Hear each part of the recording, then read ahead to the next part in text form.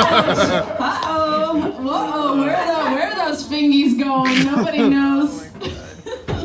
Oh, you guys did not expect this out of the open mic, did you? Okay, everything's fine. We're down to our last few comics of the evening. We've got some very funny people to bring up. And I can't wait to bring up this next comic. Please give it up for Owen Lyon-Smith! Yeah!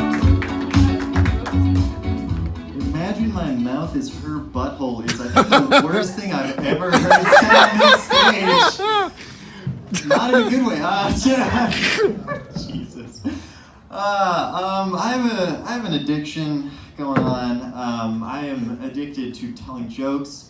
And like most crippling addictions, it's going great for me, but for other people in my life, family members, close friends, not going so well, to be honest. I feel like I find myself at a point where I tell jokes and then afterwards I'm like, oh, right, yeah, I was supposed to think before I said that. Like, my mom asked me when I was 12 years old, she asked me in a very frustrated tone, Owen, do you ever think before you speak? And I thought for a second, and I said, before now? No. No, not before this moment. And I will continue to not do that. I'm in a relationship with somebody right now, and the other day they asked me, yeah, do applaud for that, Lars, thanks. Okay.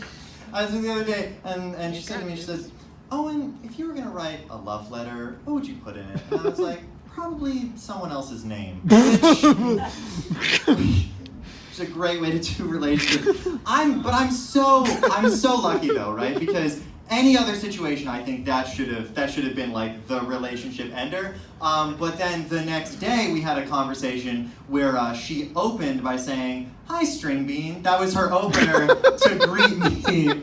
So we were in a good spot. To which I followed up with, "Is this like the thing now? Like, are we all beans?" And she's like, "Yes. I am a garbanzo bean because I am weird and lumpy." And I was like, oh, okay. My kinfolk, this is how we gel, this is the way it works. I've been in a lot of relationships where that is not the way it works, where I've told jokes, and it's been great for me, but like I said, maybe not so good. I was going on a first date, I was trying to figure out like, what are we gonna do for this first date, and I suggested we could like watch a movie. That could be a fun first date. And we were like going through a whole bunch of movies and like couldn't make a decision, going through a bunch of rom-coms, like Love Actually, Sleepless in Seattle, and I was like, oh, as a joke, we could watch Schindler's List. And she had never heard of it before, so I pitched the romantic comedy Schindler's List, and what do you know, one day later we are watching Schindler's List. Jeez. And it's like one of those moments where in my head I was like, this is going to be great. She'll understand the joking spirit that I introduced her with before. But no, Schindler's List is sad. It's about the Holocaust. It's not a happy movie, so none of it really transferred that. I'm basically like somebody where I like touch a hot stove, it burns me, and I go, ow. I wonder what'll happen if I do that again. Like that's me in relationships just doing that a series of times. Fortunate enough to find somebody who will refer to themselves as a garbanzo bean though. So that's where I became fortunate in that sense.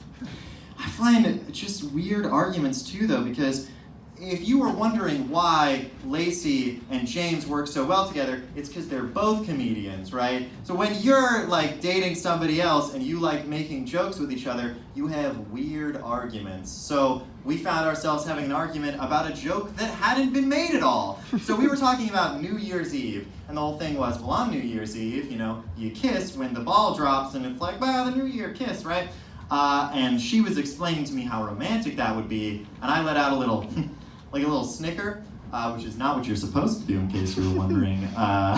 And she was like, "Are you gonna not kiss me? Is that what's gonna happen on New Year's Eve?" And I'm like, "No, I was thinking about what if I was to do." She's like, "Yeah, but you think that would be a funny joke?" And I'm like, "Well, maybe I think it would be a funny, but I haven't done it yet. I haven't actually done this." She's like, "I don't really think that you should be. I don't feel like you shouldn't be laughing." I'm like, "No, but because I'm not gonna do the joke." And she's like, "You fucking are laughing. You're gonna do it." And that's most of our arguments, honestly. It's just, are we gonna tell this joke? Is this joke gonna be the joke that goes on?